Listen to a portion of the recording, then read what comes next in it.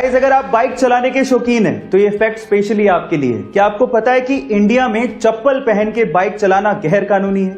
जी हां गाइस, हालांकि हम इसे सीरियसली नहीं लेते, लेकिन ये बात सच है।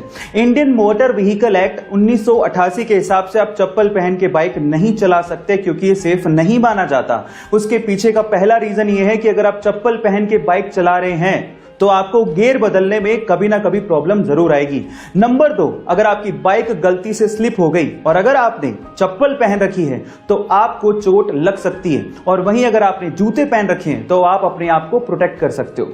नंबर 3, जूते पहन के किक मारना भी बेहद आसान होता है, वहीं अगर आपने चप्पल पहन रखी है तो किक मारने में कहीं ना कहीं प्रॉब्लम्स आती हैं।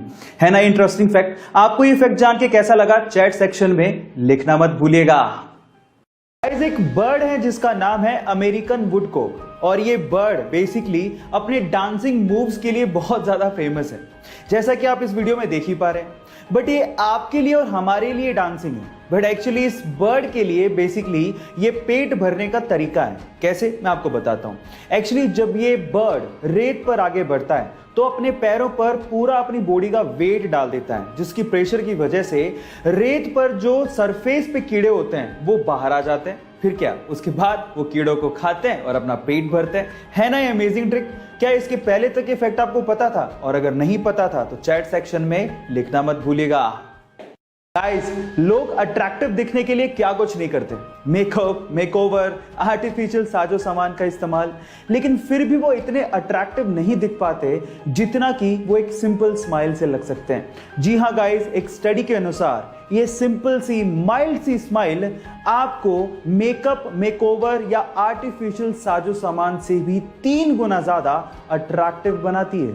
इसका मतलब ये हुआ कि ये सिंपल सी स्माइल आपको वो काम करके दे सकती है जो कि आपका मेकअप, मेकओवर या आर्टिफिशियल साजो सामान नहीं करके दे सकता। इसलिए आप कभी भी किसी से मिले, एक हल्का सा स्माइल दे दें, ये चीज आपको बहुत ज्यादा अट्रैक्टिव बना सकती है।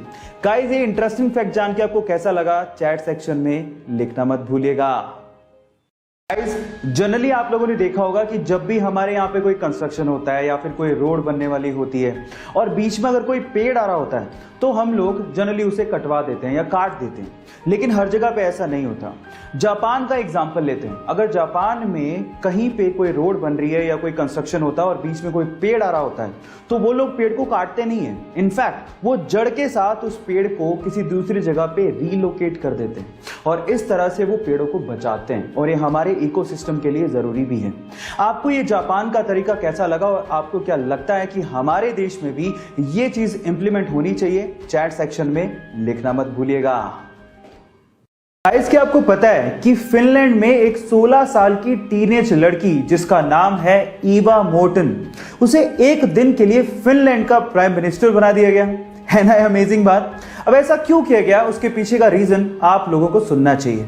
इतनी छोटी सी उम्र में वो लड़की ह्यूमन राइट्स, जी हां, ह्यूमन राइट्स और क्लाइमेट चेंज को लेके बहुत बड़े बड़े अभियान चला चुकी है, और इसी चीज को एप्रिशिएट करने के लिए और यूथ की इस पावर को एप्रिशिएट करने के लिए वहां की गवर्नमेंट ने इस 16 साल की टीनेज लड़की को एक दिन के लिए फिनलैंड का प्राइम मिनिस्टर बना दिया। गाइस, आपको फिनलैंड की गवर्नमेंट का इस तरह से यूथ को एप्रिशिएट करने का तरीका कैसा लगा? चैट सेक्शन में लिखना मत भूलिएगा।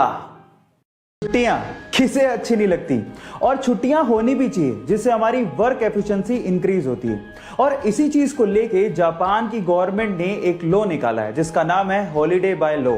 अब इस लॉ में क्या होता है मैं आपको बताता हूं। इस लॉ में कुछ ऐसा है कि 2 हॉलीडेज के बीच में अगर एक वर्किंग डे आ रहा है तो वो working day by default holiday बन जाएगा।